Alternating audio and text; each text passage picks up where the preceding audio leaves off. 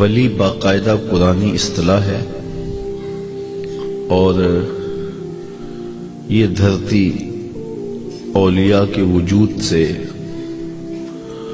محروم نہیں۔ اس امت کی من جملہ خصوصیات میں سے ایک خصوصیت یہ ہے کہ اس امت میں قیامت تک اولیاء موجود رہیں گے۔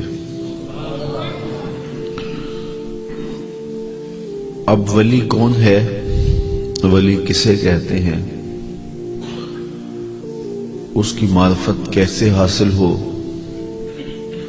یہ ایک مشکل اور پیچیدہ موضوع بھی ہے، لیکن اس کے لیے جو ہمیں معرفت کا طریقہ دیا گیا ہے وہ انتہائی سادہ سا فارمولہ بھی ہے۔ بعض نے تو کہا کہ ولی کی پہچان بہت مشکل ہے، حتیٰ کہ ولی را ولی می شناست، ولی کو ولی ہی پہچان سکتا ہے، لیکن وہ مختلف مدارج اور فائز المرام اور مختلف مقامات رفیع پر جو لوگ فائز ہیں ان کے مراتب کے حساب سے ہے۔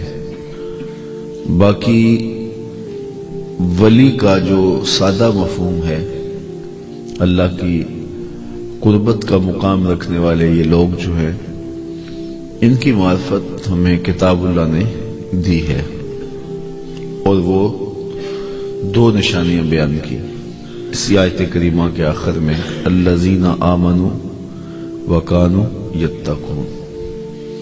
یہ جو جنہیں خوف نہیں ہے، جنہیں حزن و ملال نہیں ہے، جو اس مادی دنیا میں ایک خوبصورت زندگی گزار رہے ہیں اور اخروی زندگی میں غموں سے دکھوں سے آزاد ہوں گے، عذاب الہیہ میں شکار نہیں ہوں گے، بلکہ اللہ کی رضا کے حصار میں ہوں گے۔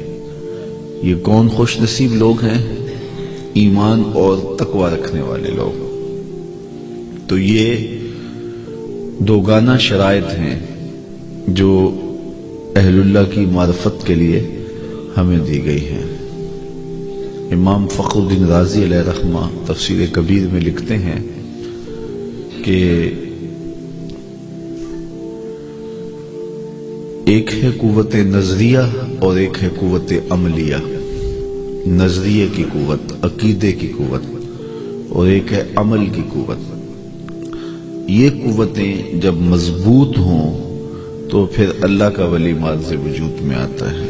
یعنی یہ دو قوتیں جب ایک ذات میں جمع ہوتی ہیں اور وہ جتنی ہی مضبوط ہوں اس قدر اللہ کا ولی مقامات رفیع پہ فائز المرام ہوگا۔ الولایت عبارت عن القرب، امام رازی نے لکھا ہے کہ ولایت قرب الہی سے عبارت ہے، تو جس کو اللہ کی قربت زیادہ ہوگی وہ بڑا ولی ہوگا۔ اور ولی فعیل کے وزن پر صفت کا صیغہ ہے، تو فعیل کبھی فاعل کے معنی میں ہوتا ہے اور کبھی مفعول کے معنی میں ہوتا ہے۔ تو اگر فعیل کے معنی میں ہو اور جو ہے وہ فاعل کے معنی میں ہو تو اس کا معنی ہے مدد کرنے والا، اور اگر جو ہے وہ مفعول کے معنی میں ہو تو اس کا مطلب یہ ہے کہ مدد کیا گیا، مدد کرنے والا۔ تو ولی اللہ کا معنی پھر ہوا اللہ کی مدد کرنے والا، تو کیا اللہ کو مدد کی ضرورت ہے؟ تو علماء فرماتے ہیں کہ یہاں دین مقدر ماننا پڑے گا۔ ولی اللہ اے ولی دین اللہ، یعنی ولی اللہ کا معنی ہوگا اللہ کے دین کا مددگار، جو دین کی نصرت، دین کی تائید، دین کی اعانت کرے۔ تو وہ جتنی زیادہ کوئی دین کی اعانت اور مدد کرے گا، اللہ تعالیٰ کا اتنا ہی قرب اس کو نصیب ہوتا چلا جائے گا۔ اور اگر یہ مفعول کے معنی میں ہے تو پھر اس کا مطلب ہے جس کی اللہ مدد کرے۔ تو اللہ تعالیٰ جب اپنے بندوں کی مدد کرتا ہے تو یہاں تک فرمایا کہ جب میرا بندہ فرائض کی ادائیگی کے بعد کثرت نوافل سے میرا قرب اختیار کرتا ہے اور مجھ سے محبت کرتا ہے تو پھر میں اس سے محبت کرنے لگ جاتا ہوں. اور پھر فرمایا فَكُنْتُ سَمْعَهُ الَّذِي يَسْمَعُ بِهِ، میں اس کی آنکھیں بن جاتا ہوں جن کو وہ دیکھتا ہے، میں ان کے کان بن جاتا ہوں جن سے وہ سنتا ہے، میں اس کے ہاتھ بن جاتا ہوں جن سے وہ پکڑتا ہے. اسی طرح اس کے چلنے کی طاقت کا ذکر کیا. تو جو اللہ تعالیٰ جل شانہ کی قربت کے حصار میں آتا ہے پھر اللہ تعالیٰ اس کو مدد دیتا ہے. پھر کان اس کے ہوتے ہیں لیکن اللہ ان میں وہ اضافی قوتیں ڈال دیتا ہے. زبان اس کی ہوتی ہے لیکن بولتا ہے تو پھر لفظ خالی نہیں جاتے، وہ دلوں میں اترنے والے تیر ہوتے ہیں. آنکھیں اس کی ہوتی ہیں لیکن نگاہوں میں بجلیاں رکھ دی جاتی ہیں. ہاتھ اس کے ہوتے ہیں لیکن قوت بطش پکڑنے کی قوت وہ اپنی جناب سے خاص طور پہ ودیعت کرتا ہے. اور اسی طرح وہ چلتا ہے تو اللہ تعالیٰ اس کے لیے منزلیں آسان کر دیتا ہے. احمد آباد میں ایک بزرگ تھے، وہ بار بار قدم اٹھاتے تو نیچے رکھ دیتے. تو کسی نے پوچھا حضرت آپ قدم اٹھاتے ہیں اور نیچے رکھ دیتے ہیں، بات سمجھ میں نہیں آئی. فرمایا سنا تھا اولیاء اللہ کے لیے زمین 2.5 قدم ہوتی ہے، میں تو 1 قدم اٹھاتا ہوں تو ختم ہو جاتی ہے. تو طی زمان بھی ہوتا ہے، طی مکان بھی ہوتا ہے. اولیاء اللہ کے لیے وقت بھی سمیٹ دیا جاتا ہے اور فاصلے بھی سمیٹ دیے جاتے ہیں، اور اس کو قرآن مجید سے ہی سمجھا جا سکتا ہے. آصف بن برخیہ کے لیے فاصلوں کا سمیٹ دیا جانا اور آنے واحد میں تخت بلقیس ملک سبا سے آنے واحد میں قدموں میں حاضر کر دینا. تو یہ ایک عمدہ مثال ہے جو قرآن کے دامن میں موجود ہے. تو اللہ تعالیٰ ان کو مدد دیتا ہے اور وہ دین کی مدد کرنے والے ہوتے ہیں. ہمارے ہاں یہ ہے کہ ولی کے حوالے سے لوگوں کے نظریات بڑے عجیب و غریب ہیں، اور یہ موضوع آج میں نے اس لیے چھیڑا ہے. ایک تو چونکہ یہ موسم ہے سفر المظفر کا اور اس مہینے میں کثرت سے اولیاء اللہ کی وصال ہیں. تو دوسری بات یہ ہے کہ اس وقت مداری گر اور مختلف قسم کے لوگوں کو لوگ فالو کر رہے ہیں. یہ پچھلے دنوں کے اندر قصور کا ایک واقعہ ہوا تو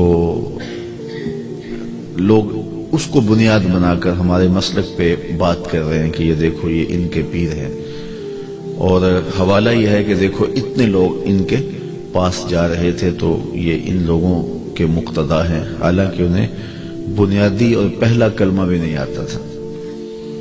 تو اس لیے اس بات کو تسلیم کرنا چاہیے کہ جہلا بہرحال موجود ہیں جن کی وجہ سے ایسے لوگوں کے کاروبار چمکتے ہیں. اور دوسری بات یہ ہے کہ جس چیز کی مارکیٹ میں ڈیمانڈ ہو اسی کا 2 نمبر آتا ہے، جس چیز کی ڈیمانڈ ہی نہیں ہے اس کا 2 نمبر مال نہیں آتا. چونکہ اولیاء امت کی ضرورت ہیں، اولیاء باقاعدہ ایک قرآنی اصطلاح ہے. اولیاء سے وابستگی دنیا اور آخرت کی بہتری کی ضمانت ہے.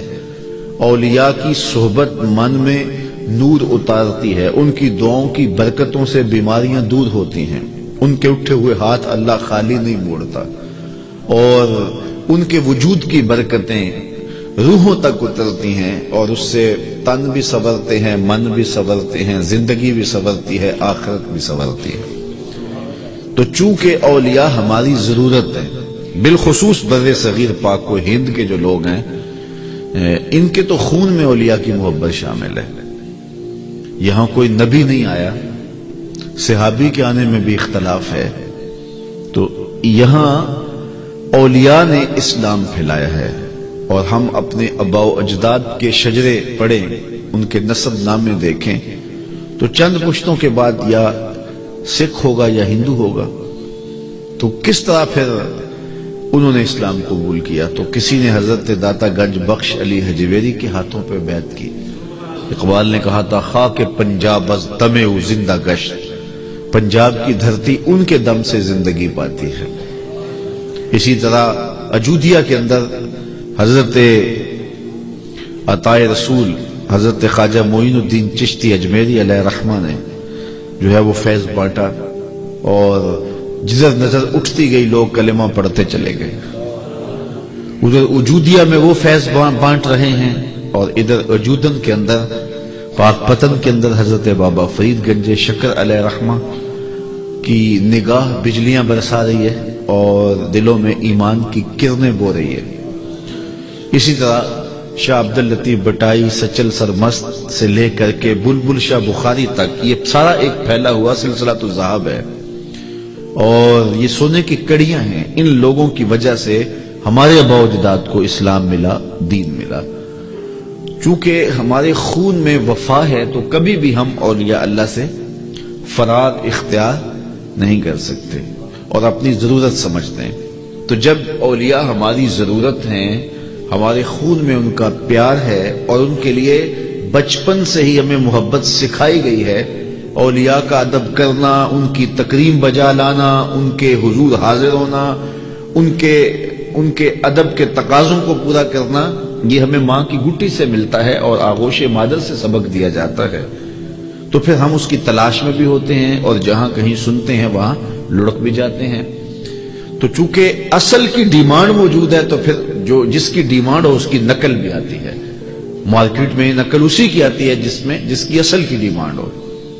تو اس لیے یہ تو ہے کہ مارکیٹ کے اندر 2 نمبر مال موجود ہے، اصل کے دھوکے میں لوگ اس کو بھی خرید لیتے ہیں۔ تو اولیاء اللہ ہماری ضرورت ہیں، ہماری زندگی اور آخرت کے سنوارنے کے لیے ایک بہترین ذریعہ ہیں، تو لہٰذا ایسے لوگوں کے پاس جا کے لوگ پھنس جاتے ہیں۔ اس لیے ہمیں یہ سمجھنا چاہیے کہ اللہ کے ولی ہیں کون۔ اس لیے یہ چونکہ ہمارا نظم زندگی ہے اور ہم ان کے بغیر جی نہیں سکتے، اور ان کے بغیر ہمارے لیے چلنا مشکل ہے، اور یہ باقاعدہ ایک قرآنی اصطلاح ہے ولی، تو ہمیں اس کی معرفت حاصل کرنا چاہیے۔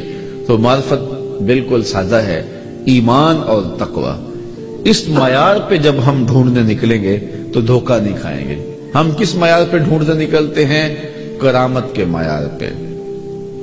کرامت ہمارے ہاں معیار ہے، اور وہ کرامت خرق عادت بھی ہو سکتا ہے، اور کسی کے دم سے جو ہے وہ مرض کا غائب ہو جانا یا پریشانی کا حل ہو جانا، اس کو بھی کرامت کا ہی ایک روپ سمجھا جاتا ہے۔ تو جس سے ہمیں شفا مل گئی، جس کے ذریعے سے یا جو ہے وہ کوئی خرق عادت عمل کسی کے ہاتھوں سے ظاہر ہو گیا، یا ظاہر نہ بھی ہوا، مشہور کر دیا گیا۔ مریدین کا ایک حلقہ ہوتا ہے، اور یہ جو کاروباری لوگ ہوتے ہیں یہ بھی بڑے فنکار ہوتے ہیں، تو اس کو معروف کر دیتے ہیں۔ تو معروف ہو گیا، یا حقیقتاً اس سے کوئی ایسی چیز کا صدور ہوا، یا جو ہے وہ کسی اس کے دم سے یا اس کے کسی ٹوٹکے سے کسی کو فائدہ پہنچ گیا، تو پھر اس کو ولی سمجھ لیا جاتا ہے، اس کے پیچھے لوگ دوڑ پڑتے ہیں، جبکہ یہ قطعاً معیار نہیں ہے۔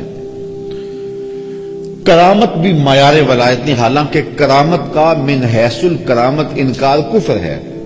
اگر کوئی کہے کہ میں نہیں مانتا کرامات کو تو وہ کافر ہے، اور وہ کرامات جن کا بیان کتاب اللہ میں موجود ہے ان کا انکار بھی کفر ہے۔ جس طرح آصف بن برخیہ کا تخت بلقیس لانا، حضرت سیدہ مریم کے حجرے میں بے موسم پھلوں کا موجود ہونا، اسی طرح اصحاب کہف کا جو ہے وہ کتنی مدت مدید تک سوئے رہنا، اور قدرت ان کی کروٹیں بھی بدلتی رہی۔ تو یہ کرامات ہیں اولیاء کی، ان کا انکار بھی کفر ہوگا۔